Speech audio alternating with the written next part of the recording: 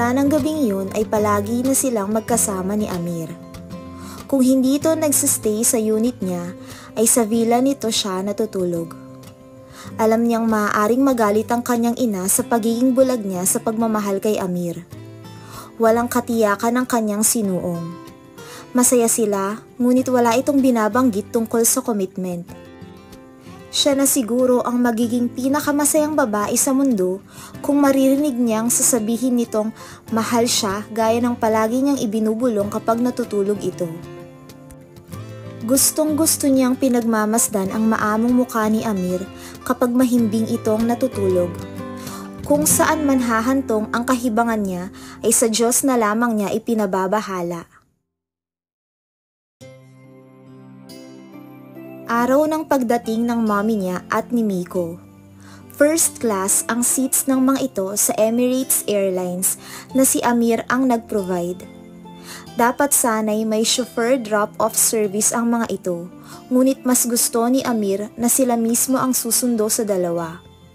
Dahil alam niyang awkward para sa mommy niya na sa villa ni Amir tumuloy, ay pinakiusapan niya si Amir na sa unit muna niya manatili ang mommy niya at si Miko. Halatang halata niya ang pagkabalisa ni Amir habang nagmamaneho ito. "Are you okay?" Nilingon siya nito. "Yeah, I'm just a bit nervous of meeting my son." Hinaplos niya ang braso nito. "Everything will be fine." "Yes, I hope everything will turn out right." Makahulugang sabi nito. Gustong sabihin ni Carmela na nasa desisyon at pagpapasya nito kung paano magiging maayos ang lahat. Hindi naman niya pwedeng idikta rito ang dapat gawin. She was silently hoping for a happy ending but still, it would all be up to Amir. Sana nga sa pagdating ni Miko sa Dubai ay marinig na niya kay Amir ang nais niyang marinig.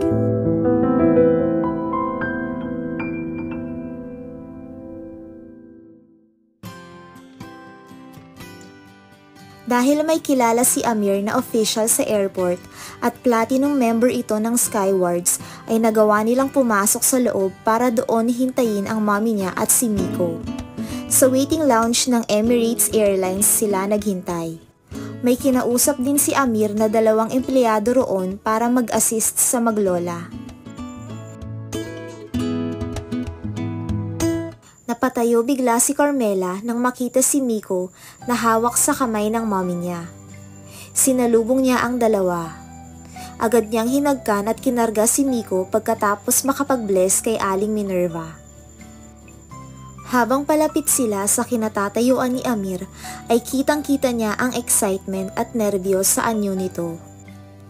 Una niyang ipinakilala ang mommy niya rito, na malugod namang tinanggap ng kanyang ina ang pakikipagkamay ng lalaki. Pagkuway yumuko siya at kinausap si Miko. "Miko, anak, di ba tinanong kita kung gusto mong makilala at makita ang daddy mo?" Hindi sumagot si Miko, bagkus ay tumingala kay Amir. Kinagat muna nito ang ibabang labi bago nagsalita. "Ikaw po ang daddy ko?" Amir looked at her eye. He was teary-eyed. "What did he say?" "He's asking if you're his father." Sagot niya sa basag na boses. She had been avoiding this scenario for 6 years. Umupo si Amir. "Yes, I am your father. You will call me Baba." Hinagkan nito si Miko, saka niyakap. Nagtatakang nilingon siya ng anak. Nagtatanong ang mga mata nito.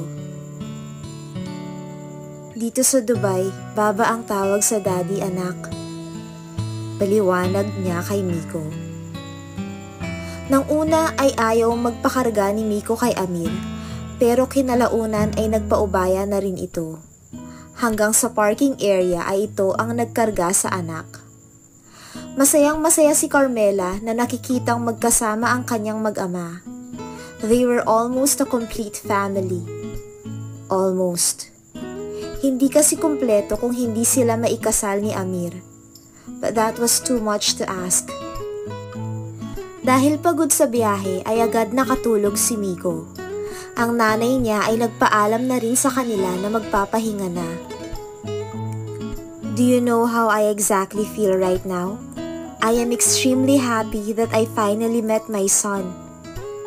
Ani Amir nang mapagsolo sila sa living room.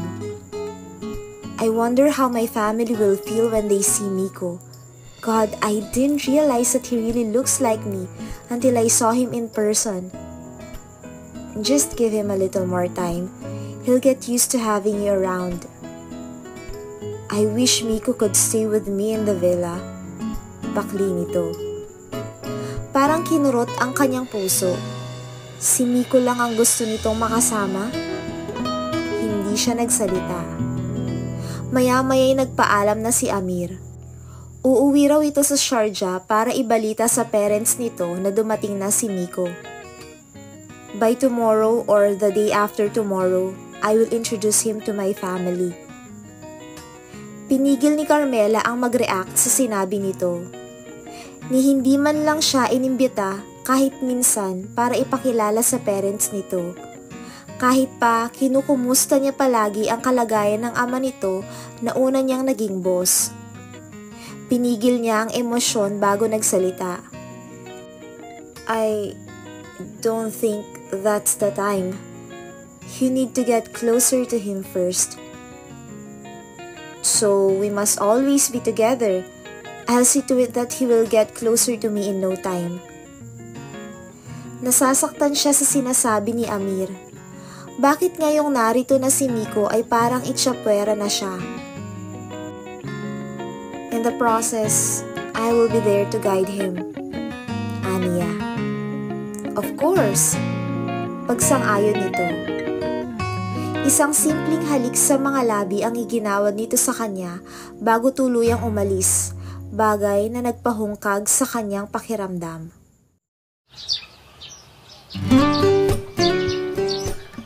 Naging madalas ang pagpunta ni Amir sa unit ni Carmela kahit wala siya roon para mapalapit kay Miko.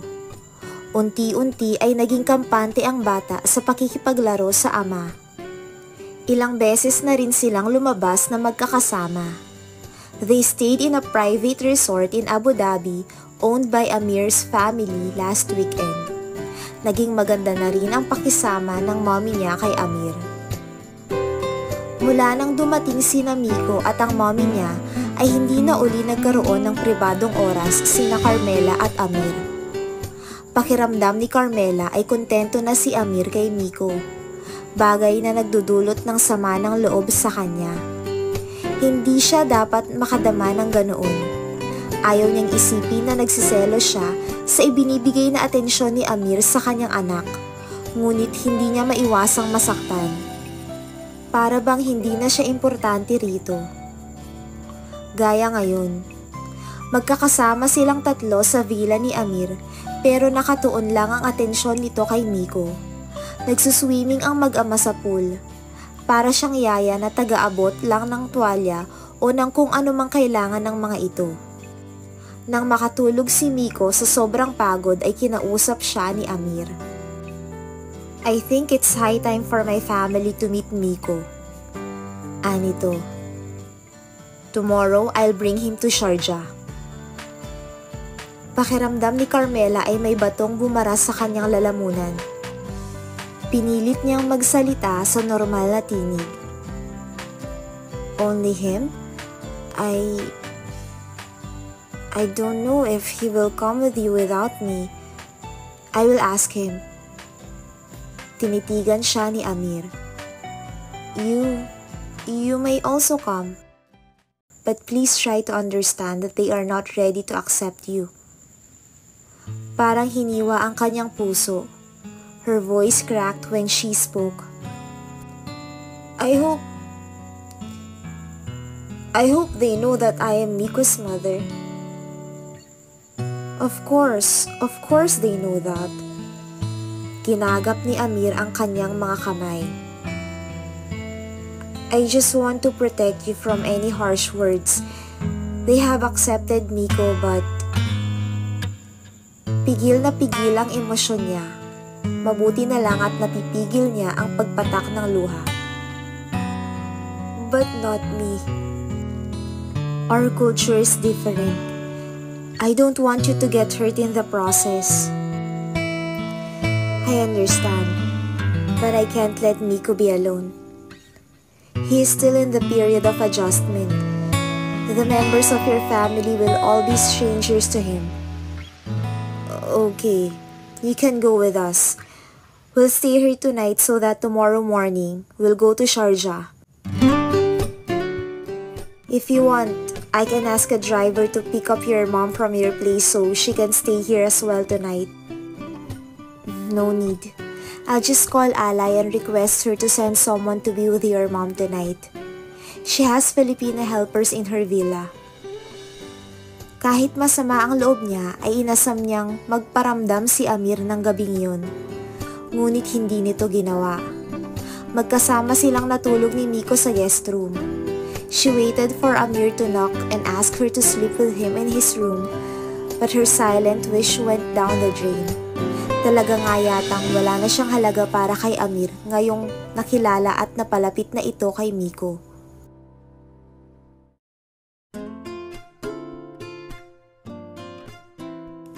Si Miko ang apple of the eye ng lahat ng kapamilya ni Amir. Her son was accepted by everyone while she was plainly introduced by Amir by her name. Para siyang hindi nag-e-exist. Kanya-kanyang lapit at pakuha ng litrato kay Miko ang mga kapatid at pamangkin ni Amir na noon lang din niya nakita. Maging ang ina ni Amir ay magiliw sa apo. Si Mr. Mohammed Nasser ay nakaupo sa wheelchair. Hindi na ito nakakakilala. 4 na babae at 2 lalaki ang mga kapatid ni Amir. Malaking pamilya ang mga ito.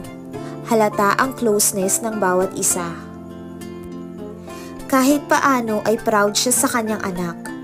Hindi ito nailang sa mga bagong kakilala. Nakipaglaro pa ito sa mga pamangkin ni Amir. Ngunit manaka-naka ay nililingon siya nito na para bang naniniguro kung nasa paligid lang siya. Hindi niya mapigilang makaramdam ng awa sa sarili. Ang mga Pilipinang kasambahay ay tila nakikisimpat siya sa kanya. Panay ang sulyap ng mga ito sa kanya habang nakaupo siya sa isang sulok. Para bang naaawa ang mga ito habang nakatingin lang siya sa nagkakagulong pamilya. Wari gustong iparamdam ng mga ito na hindi siya kabilang sa pamilyang iyon. Mas dobling sakit ang naramdaman ni Carmela nang maya-maya ay may isang napakagandang Arabong babae na dumating. Nakasuot ito ng abaya. She almost died when she approached Amir and kissed him on the lips. Pagkuway nakita niya kung gaano ito kagiliw na inistima ng buong pamilya. Hindi niya kayang tagalan ng nakikita. Tumayo siya at lumapit sa isang Pilipinang kasambahay. Saan ang washroom? Tanong niya rito. Meron sa may kusina. Halika, samahan kita. Anang babae na marahil ay kaedad niya. Ako nga pala si Janet. Pagpapakilala nito habang naglalakad sila. Ako si Carmela. Kilala na kita sa pangalan. Naririnig kong pinag-uusapan kanila at ang anak ninyo ni Sir Amir. Arabic ang usapan pero sa tagal ko narito, medyo naiintindihan ko. Anong pagkaintindi mo sa pinag-uusapan nila, Janet? Interesado sila sa anak mo. Una nga pong lalaki si Miko kaya interesado sila. Hindi naman nila makukuha ang anak ko. Yung dumating na babae, si Madam Fatma, girlfriend ni Sir Amir. Sa pagkakaalam ko, malapit na silang ikasal. Animoy tinarakan ng punyal ang puso ni Carmela sa katotohanang nalaman. Miss Carmela, isipin mo na lang na maswerte ang anak mo kung sakali. Mayaman ang pamilya na sir. Kung sakali mang kuhanin nila si Miko sa'yo, hindi siya mapapasama. Hindi mangyayari yon, Janet. Kasama kong uuwi ang anak ko. Pinalakas niya ang loob. Kailangan niyang tanggapin ang masakit na katotohanang pinasakay lang siya ni Amir para makuha nitong muli ang loob niya at mapalapit kay Miko. Pinigil niya ang luha. Hindi siya maaaring magpakita ng kahinaan. Hindi siya pwedeng sumuko agad. Hindi niya maaaring isuko si Miko. Paglabas niya sa washroom ay wala na si Janet. On her way back to the pool area kung saan idinaraos ang party ay nakasalubong niya si Fatma. "You must be the mother of Amir's son." Anito, mataas ang eyebrow nito at matapang ang mga mata. Tumango siya. "Yes, I am the mother of Miko." "I hope you know where you stand." "Of course." "Good. Amir and I are going to get married soon and I don't want any problems. Are we clear?" Tila may pagbabantang sabi nito. "Amir is mine. Only mine." Dugtong nito bago siya tinalikuran. Hindi niya alam kung kaya pa niyang tagalan ng ilang oras na pananatili roon. Masaya si Miko kapalit ng pagdurugo ng kanyang puso. Si Amir na inaasahan niyang mag-aalo sa kanya ay ni hindi man lang siya nilalapitan. Nang minsang magtama ang mga mata nila ay tila nang hihingi ito ng pangunawa. At hindi sapat na humingi ito ng pangunawa. Kailangan niya ng karamay. Pakiramdam niya ay nasa loob siya ng isang masamang panaginip at malapit ng bangungutin. Ngayon pa lang ay kailangan na niyang magdesisyon. Hindi siya dapat magpatalo sa emosyong lumalamon sa kanyang pagkatao. Dahil kung mangyayari iyon ay baka dalawang importanteng tao ang mawala sa kanya. Sina Amir at Miko. Alam niyang kailanman ay hindi naging kanya si Amir. Hindi nakalabisang muli siyang masaktan dahil dito, ngunit sakaling si Miko ang mawala sa kanya ay kaguguho ng kanyang mundo. She needed to make a strong decision now. Idinayal niya ang numero ni Missy sa Maynila.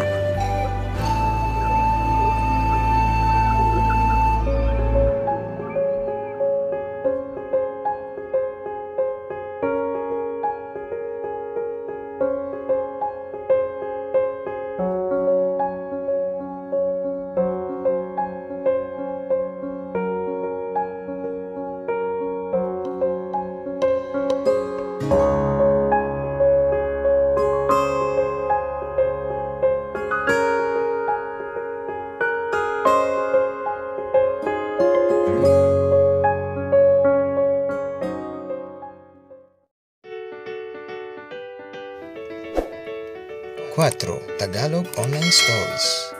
Please like, subscribe, and share.